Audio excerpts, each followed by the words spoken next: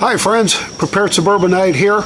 Wanted to bring you an update on some of the prepper acquisitions that I've made over the last couple of weeks or so. Wanted to get you up to date, and it's coming right after this.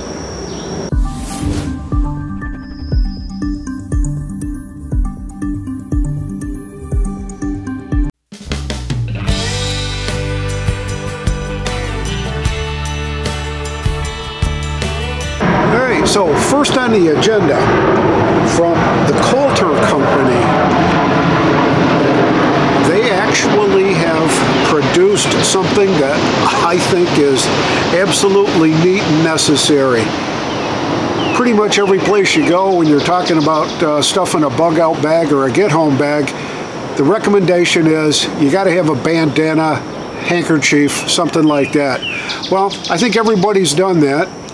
Normally we stop at Walmart or wherever and we'll pick up a 3-pack of bandanas, and you get the red ones with the little swirlies in it, or the blue ones with the little swirlies in it. Sometimes you can even find camo in a couple different patterns, stuff like that. So they're pretty handy to have around, and handkerchiefs and bandanas really do come in handy. But let me show you what the Coulter Company's come up with. These bandanas that they sell, and I picked up the 3-pack, have got, I don't know if I can get this so you can see it, have got basic knots printed on the bandana itself. The clove hitch, the square knot, the lark's head, a whipping knot, those kinds of things that are there. So you've not only got a bandana, but you have got a reference source if you forget how to tie exactly a sheepshank or whatever it is that you need to do. I thought this was great. My wife was complaining that I needed to spend some more time with her, teaching her a few of the basic knots, and that was the inspiration for picking this up. So while I was on their website, they also sell the night sky with all the major constellations outlined, so that you can figure out what you're looking at when you're out camping in the night sky, where the North Star is, the Big Dipper, the Little Dipper, Cassiopeia, you name it, it's on here. And it's done for the Northern Hemisphere, best I can tell. So it may not do you any good if you're in South America, but this is going to come in handy. Good for helping the kids understand what's going on with the constellations and how to use the constellations as a navigational aid, that kind of a thing. Very handy to have.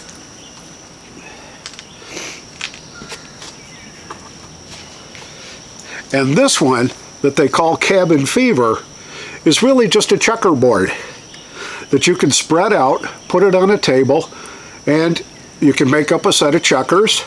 You can use it to play a number of different kinds of games on here, and just to have it around, I think it's a great idea. Gives a handkerchief or a bandana a secondary use. I thought it was a great idea. Couldn't resist. It's from the Coulter Company. They're $14 each, but if you get the 3-pack like I did, the price drops to $36, which would be 12 a piece. Shipping was fairly reasonable, and if you go to their website, oftentimes you'll be able to get a percent off coupon, 10 or 15%. I got the 15%, and I think these are really a great idea. All right, next up, and this is an investment based on my most recent camping trip where we were absolutely cold and miserable. I wanted to make sure that I had a really good winter weight sleeping bag, actually a pair of them, one for me, one for my wife, and wanted to make sure that if we wanted to, we could zip them together and share body heat and all that kind of stuff. These are the Guide Gear -15 fleece-lined sleeping bags. Picked up 2 of them. They're $36.99 each. Got them on Amazon. I'll put the link down below. These things are huge. They're not an ultralight camping kind of a thing. These are things that you're going to want to make sure you can lug to wherever you're going to be camping. These are not ultralights. I would not suggest that you try to backpack these in for long distances because they weigh, and they're filled with 7 pounds of insulation material. They come in a stuff sack, which is plenty ample. When you originally get the bag from the company, they've got it rolled up very nice and neatly and put inside the stuff sack, and it makes it a little bit smaller. We took these out just to look at the size, which I'm not going to bother doing right now, but they are huge. I'm almost 6 feet tall, and I had plenty of room. These things will pull up over your head, pull up over your shoulders. They've got a drawstring at the top. The zippers work very, very cleanly. It's got a Velcro flap at the top to keep things together. What I have heard, and I haven't tried it out yet, what I have heard is that the zippers work so well that they can, just the slightest tug will kind of unzip them.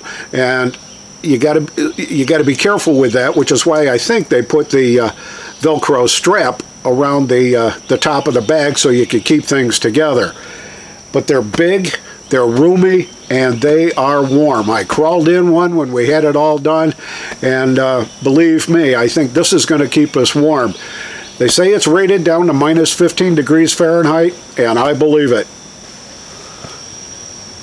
Next item I picked up is the Amazon Basics lightweight tripod.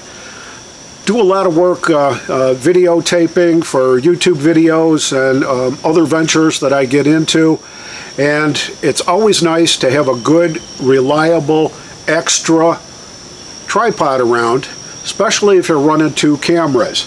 I've got this one set up on my Canon, and I've got the big tripod on the camcorder right now, but this is really, really great. Very, very lightweight, seems to be very, very tough.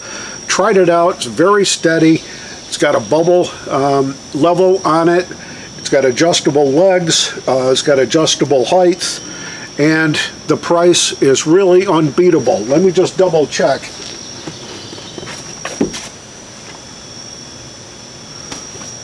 The price is $23.49 exclusively from Amazon. Really worth the time and trouble if you're into photography, if you're into videoing, if you're a YouTube creator. I think these are really worth the $23.49 investment. There's a number of YouTube videos out there that try to explain the necessity of having one of these gas safety caps. I found that I have spilled more gas trying to get this thing to work properly than I ever did with the olden kind, the olden days that had just a little pop-up on the back that you could use as a vent, and you just tipped it up and went. This is a fairly recent acquisition. I think it's probably 4 or 5 years old, so I may have picked it up in 2011, 2012, somewhere around in there. And I picked up a couple of them. They were on sale at Walmart, and when I got these, I immediately hated them because it takes 3 hands to actually manipulate the can, pour the gasoline, and then the 3rd hand to wipe up everything that you spilled. So I've been looking around for a solution, I guess, and I stumbled on one. It came up in a Facebook post. It's called Easy Pour, and what it's got in it is the funnel that doesn't have any fancy doodads on it. The cap on the end of it screws on and screws off. It's got 2 different sized caps that should fit any pre-2009 gas can. Now, because mine were purchased in 2011 or 2012, the threads on this can don't line up perfectly with this, but what it does do is allows me to take these off and screw it right into here so I can replace this Rube Goldberg contraption that's supposed to save you the gas. It's got a filter in it, and the screw top cap comes with a little doodad that you can use to wrap around here and keep the lid on so you don't lose the lid. And if you do lose the lid, they're nice enough to throw in an extra cap for you. And the secret to this whole thing is this. This is the air vent. And what it takes is a 1/2 inch paddle drill into the back here or into the handle. On this one, I'll probably drill into here. Put the cap in there, pop it in, close it up, pull it back open. You've got your vent. You've got a regular pour spout. Everything's going to be just fine. I picked up 3 of them because I've got a small 2-gallon can and then these 2 5-gallon cans, so I needed 3 of them. And they were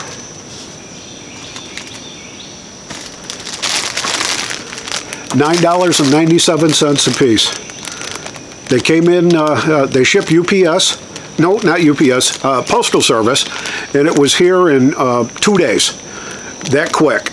So I suspect they're on the East Coast here somewhere, but really a great idea. And they say that these are compatible with any gas can that was manufactured before 2009. I'll put a link down below so that if you're interested, you can go to this website and order a bunch of your own. Decided to move out to the garden just to give you a little bit of a feeling for what we've been fighting. We've got an all-out war staged with the local squirrel population. Last year, they really tore us apart. They stole just about every tomato that we grew on about 30 different tomato plants. They come in over the fence, they climb up the poles, they jump in, they grab a tomato, they take a few bites out of it, they put it in their mouth, and out they go up the pole, over the fence, and they're gone. Last year we tried some hot sauce, kind of a deterrent that's supposed to work for rabbits and this and that. I'm not so sure that it's very effective on the squirrels, because we just happened to notice this morning that there's a half-eaten tomato just on the other side of the post that where our fence is attached. Half-eaten, there it is. My wife has been dutifully creating this hot sauce stuff, rotten eggs, vinegar, really hot pepper kind of stuff that goes in there, and then we just let it sit in the sun and get rank as the eggs decide that they're going to start rotting in there, and it's a really smelly mess. Very hot to the touch, very hot to the smell, but it doesn't seem to really slow the squirrels down. Talking to a friend of mine who is a trapper, he recommended that we try to use fox urine. What the recommendation was to put little cotton balls or cotton wicks inside maybe the old 35mm film canisters, the little plastic buckets that they came in, and hang it around the bottoms of each of the posts that they like climbing over. And we've got probably 3 or 4 posts around here that they just love climbing in, climbing over, raiding our tomatoes, and taking off. So this afternoon, I'm going to bait with this fox urine, which we got from Trap Shack, and about the only place I could find it was online at Amazon. We went to Gander Mountain. We went to the closing sales at Gander Mountain, Bass Pro Shops, a couple different mom and pop sporting goods stores. Nobody carries fox urine. I suspect that there aren't too many trappers in the metro area of Wake County here in North Carolina, so they don't get a big call for it. But you can order it from Amazon. This bottle, I think, was a 12-ounce bottle, and it was $12.75. That's a little pricey for fox urine, and it's cultivated, obviously, but it is supposed to keep the rodents away. Now, the trick is, have the rodents in this area, the squirrels, ever been exposed to foxes? Well, there has been rumors of red fox around this area. There have been rumors of coyotes in this area. So it's very possible that this just might act as a deterrent. I'll let you know after we get this set up and test it for a couple of weeks and see how things go. Well, that's the extent of the last couple of weeks of prepper activities that I've been involved in. Let me know what you think. Let me know what you've been up to, because I think we're going to need it pretty soon to be as self-sufficient as we can. This is the Prepared Suburbanite reminding you to be prepared always. And I'm out for now. See you on the next video.